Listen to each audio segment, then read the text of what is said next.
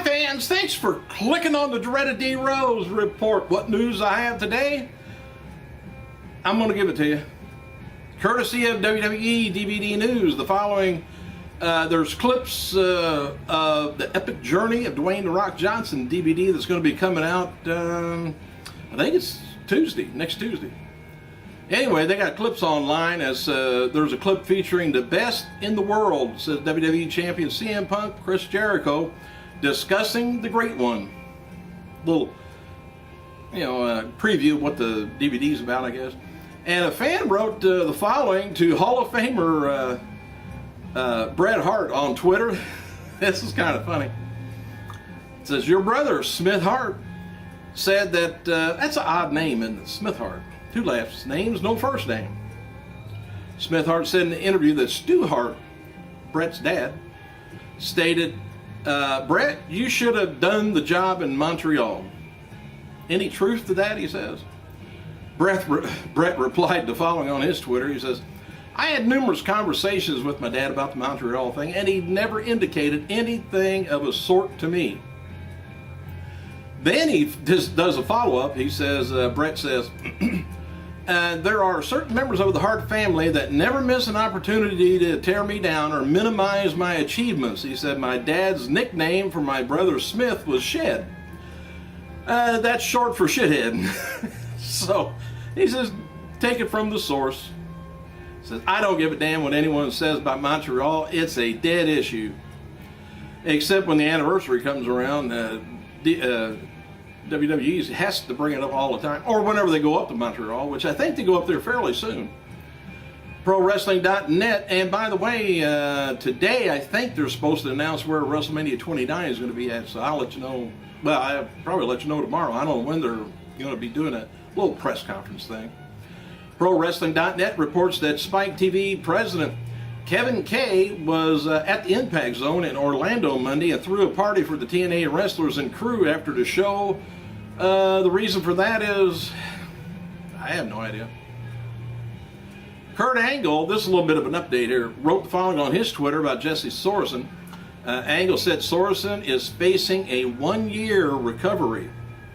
He said, I visited Sorensen. He's moving his arms and legs. Doctors say 1-year recovery. I say 4 months. Jesse's a hero and a fighter. I'll be back.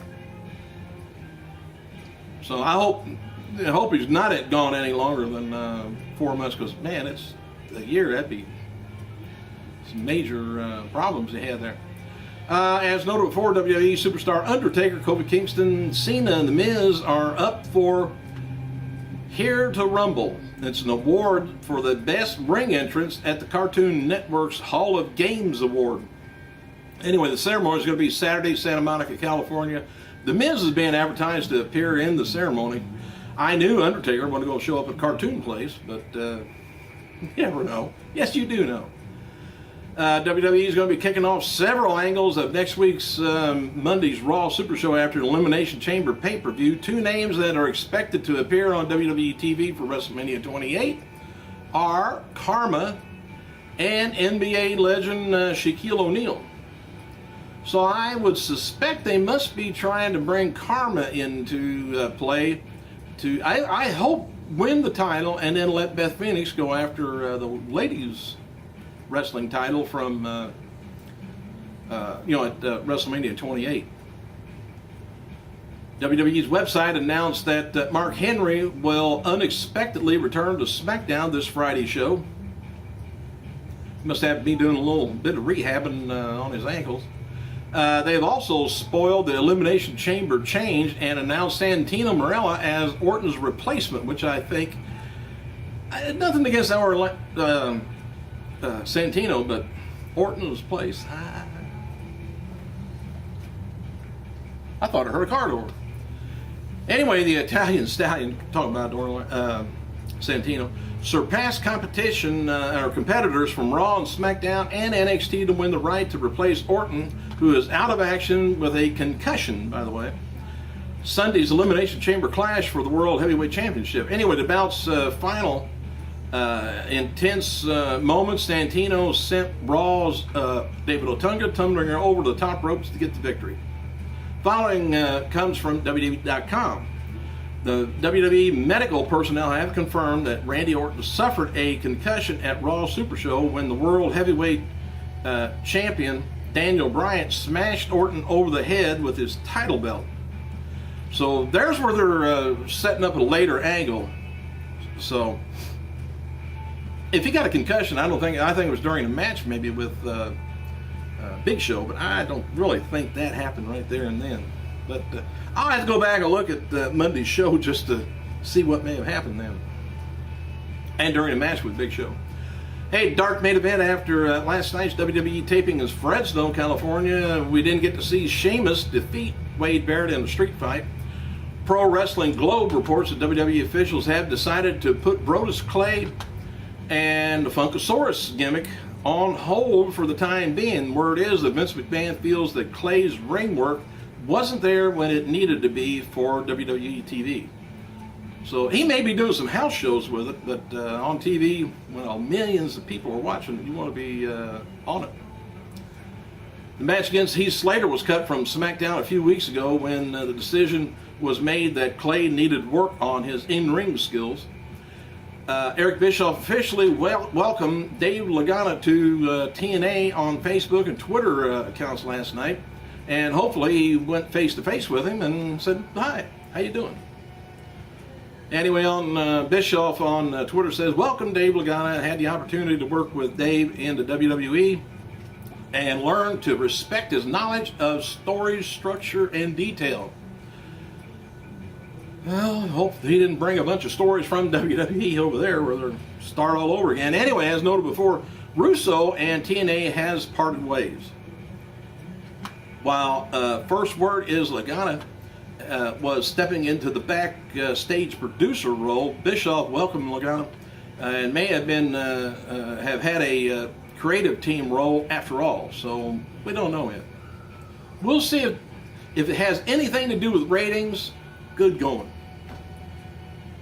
The following matches were taped in Fresno, California for this week's NXT. Is going to be Tatsu taking on O'Neal, Kidd taking on Hawkins, Watson taking on McGillicuddy, Slater and Curtis taking on Gabriel and Derek Bateman.